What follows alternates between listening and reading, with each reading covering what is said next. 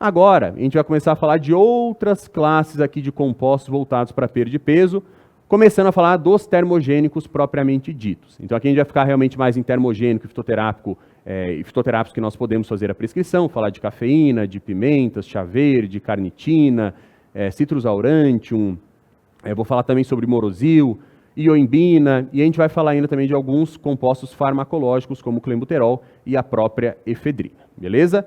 Dos termogênicos que nós temos, um dos mais utilizados é a nossa cafeína. A cafeína é uma metilxantina, ela pertence à mesma classe ali da teobromina, da própria teofilina. Ela tem vários usos clínicos, então a gente pode ter o uso clínico da cafeína para melhora de desempenho esportivo, que aí a gente tem uma comprovação científica alta da cafeína para isso, como nós vamos ver. Tem pessoas que usam cafeína para aumento da disposição, para ficar um pouco mais disposta, menos cansada durante o dia, e tem muitas pessoas também que utilizam a cafeína pensando na questão de perda de peso, pelo efeito termogênico. Tanto é que se a gente pegar a base da maioria dos termogênicos nacionais, eles são feitos principalmente com cafeína sendo o principal constituinte. E como a gente vai ver também, a cafeína pode influenciar um pouquinho até no metabolismo de carboidrato. A gente tem alguns estudos que mostram que a cafeína pode influenciar tanto na ressíntese de glicogênio, como na própria capacidade de oxidação de carboidratos. A gente vai falar um pouco mais sobre isso. Então, geralmente, tem essas 4 principais ações. Vou focar mais na questão termogênica, obviamente, né? Mas vou falar também dessa ação ergogênica que a cafeína pode ter. Cafeína é um composto bem antigo, muito estudado. A gente já tem vários possíveis mecanismos de ação associados ao uso da cafeína. O principal mecanismo de ação que a gente tem associado à cafeína é esse que vocês estão vendo na tela. A cafeína é uma antagonista não seletiva dos receptores de adenosina, principalmente diminuindo a atividade do receptor A1 e do receptor A2A. Ela também pode atuar um pouco em receptor A2B, mas principalmente nesses dois, A1 e A2A. Qual que é a relevância clínica disso para a gente? A ativação desses receptores de adenosina é correlacionada com o aumento do cansaço, da fadiga, aumento da letargia, menor tolerância à dor durante o exercício.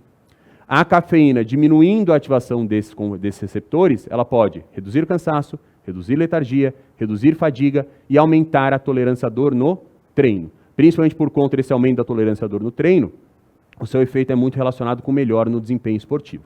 Então esse aqui é o principal mecanismo de ação que nós temos da cafeína. Esse mecanismo a gente sabe que ocorre com uma única xícara de café. Então mesmo com doses pequenas de cafeína, o antagonismo de adenosina ocorre e é o principal mecanismo responsável por esse efeito estimulante que ela tem e pela melhora de desempenho esportivo que ela poderia causar. Os outros mecanismos que nós vamos ver agora são possíveis mecanismos de ação, alguns com mais, outros com menos relevância clínica. A cafeína também poderia ter uma influência dopaminérgica. Ela poderia influenciar principalmente na ativação do receptor D1 e do receptor D2 de dopamina. E esse efeito está relacionado justamente com o antagonismo de adenosina. O receptor A1 e o receptor A2A de adenosina, quando são ativados, causam uma diminuição da ativação desses dois receptores de dopamina, o D1 e o D2.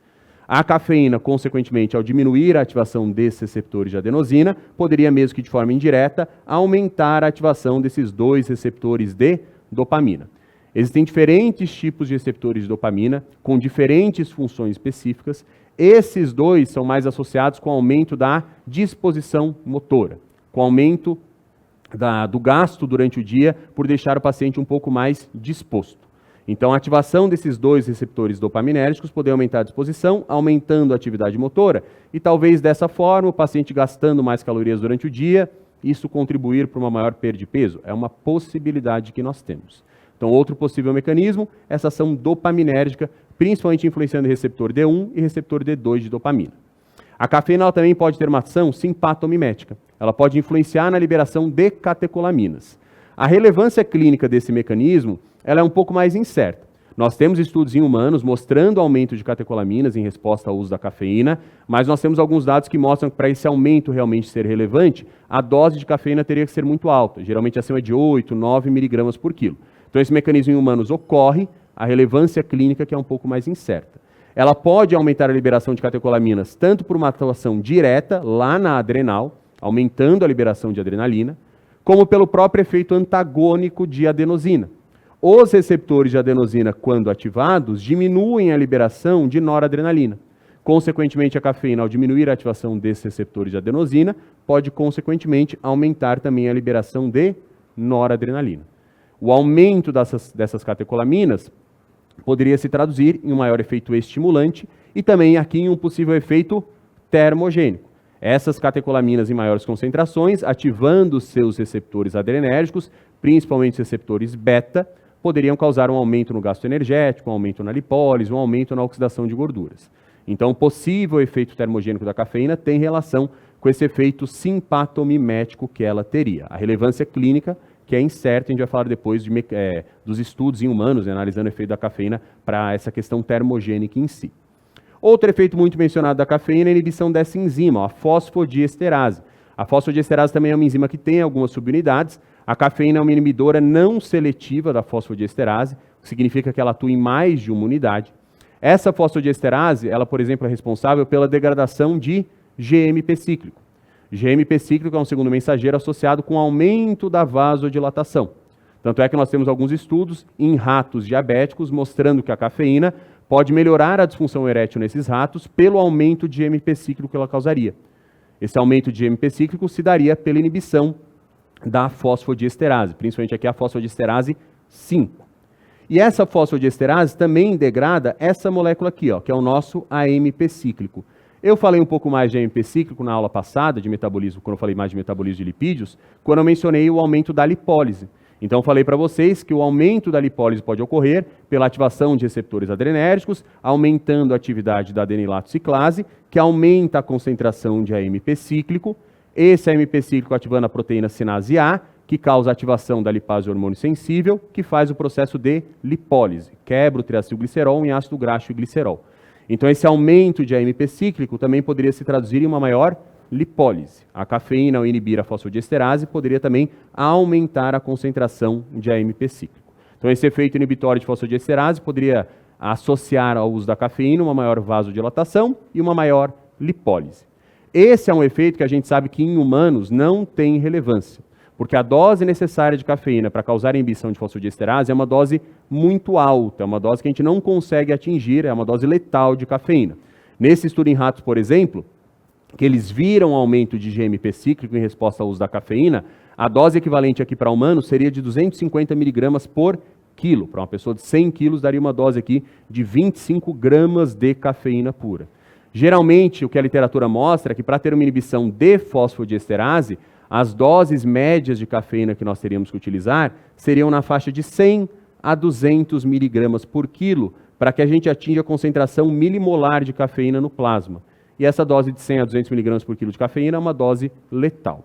Então, a inibição de fosfodiesterase é um mecanismo que a cafeína acaba exercendo, mas em humanos não vai ter nenhuma relevância, porque a dose necessária de cafeína para ter esse efeito é muito alta. Então, isso aqui é sempre importante também quando a gente fala de suplementos fitoterápicos, analisar os mecanismos, analisar a relevância clínica daquele mecanismo e analisar se aquele mecanismo em humanos realmente vai ocorrer. É igual pegar uma aula aqui para falar de vários compostos bioativos, para falar de suplementação com resveratrol, com curcumina, com isso, com aquilo.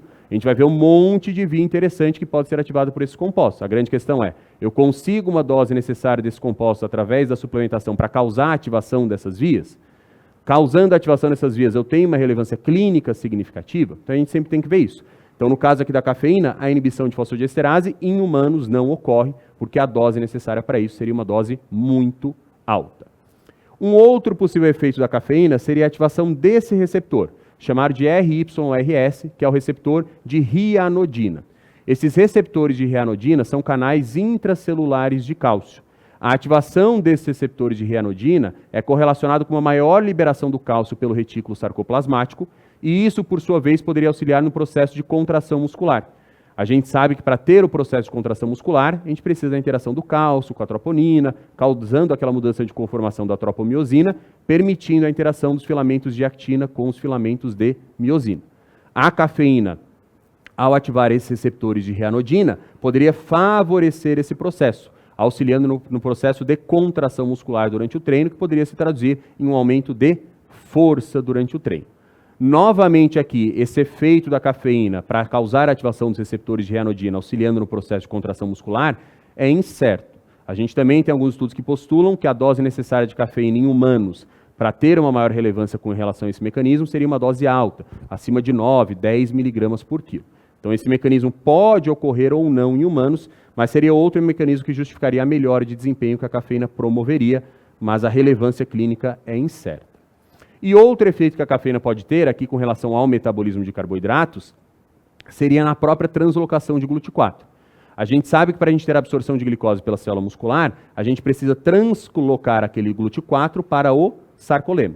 Uma vez no sarcolema, esse GLUT4 vai causar a captação de glicose, diminuindo os níveis de glicemia, isso a longo prazo em um paciente com resistência à insulina, por exemplo, podendo melhorar esse quadro glicêmico dele. A cafeína poderia influenciar nesse processo justamente para auxiliar no processo de contração muscular.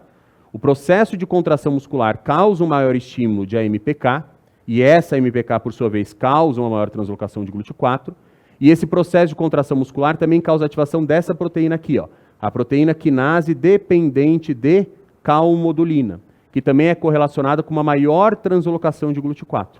A cafeína poderia influenciar nesse processo, em teoria, porque ao ativar aqueles receptores de ranodina, às vezes até auxiliando no desempenho no treino, ela poderia causar uma maior ativação dessa proteína quinase dependente de calmodulina e, ao fazer isso, aumentar essa translocação aqui de GLUT4. Então, o mecanismo que a cafeína poderia ter para influenciar na própria metabolização de carboidratos seria esse aqui, estimulando essa proteína quinase dependente de calmodulina, aumentando a translocação de GLUT4, aumentando a captação de glicose pela célula muscular. Tem alguns estudos que falam também que a cafeína poderia influenciar no SGLT1, que é o transportador de glicose dependente de sódio, é o transportador de glicose lá no intestino, aumentando a atividade desse transportador em doses mais altas. Isso é questionável, mas tem alguns estudos que vão para essa via também. Então ela poderia influenciar tanto nessa maior translocação de GLUT4, como talvez uma maior absorção intestinal de glicose. Aqui que vem aquele cenário de maior ressíntese de glicogênio ou maior oxidação de carboidratos. Se eu tenho uma maior translocação de GLUT4, no período pós-treino, ao comer carboidrato, eu consigo ressintetizar mais glicogênio. Se eu tenho mais GLUT4 no sarcolema, eu vou captar mais glicose pela célula muscular. No período pós-treino, a maior parte dessa glicose vai ser desviada para essa rota de aumento de glicogênio. E também tem relação com a própria oxidação de carboidratos. Se eu penso numa prova de longa duração, onde eu estou suplementando carboidrato intra-treino, se eu tenho esse efeito de aumentar a translocação de GLUT4, eu também poderia aumentar a captação de glicose pela célula muscular, só que durante o exercício, essa glicose vai ser mais desviada para geração de energia em si. Então, poderia tanto no período pós-exercício, talvez aumentar a ressíntese de glicogênio, como também num período durante o exercício, talvez aumentar a oxidação desse carboidrato exógeno. Se eu aumento a oxidação do carboidrato exógeno, eu posso ter um efeito de poupar o meu estoque de glicogênio. E poupando mais glicogênio, eu poderia prolongar o tempo até a fadiga, já que uma queda mais significativa de glicogênio é associada com fadiga precoce. Depois a gente vai ver até alguns estudos que relacionam isso, mas geralmente a dose de cafeína para impactar nessa questão também é uma dose mais alta, tá? Mas depois eu vou mostrar aí os efeitos da cafeína com relação a essa parte aqui. Então, resumindo aqui o mecanismo de ação, pessoal, o principal que vocês têm que lembrar é com relação ao antagonismo dos receptores de adenosina. Reduz sonolência, reduz cansaço, fadiga, letargia, aumenta a tolerância à dor. Pode ter uma influência dopaminérgica, receptor D1 e D2, relevância incerta.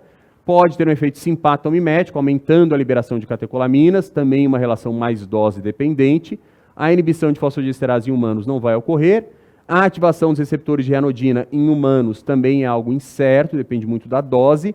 E possivelmente, pela própria questão de ativação da proteína quinase dependente de calmodulina, talvez causar uma maior translocação de GLUT4, influenciando numa ressíntese de glicogênio pós-exercício, numa maior oxidação de carboidratos intra-exercício, talvez até por poder auxiliar na própria absorção intestinal de glicose. Tá? Tem outros mecanismos associados à cafeína, mas esses aqui são os principais. Principalmente lembrem-se da questão de antagonismo da adenosina. Beleza?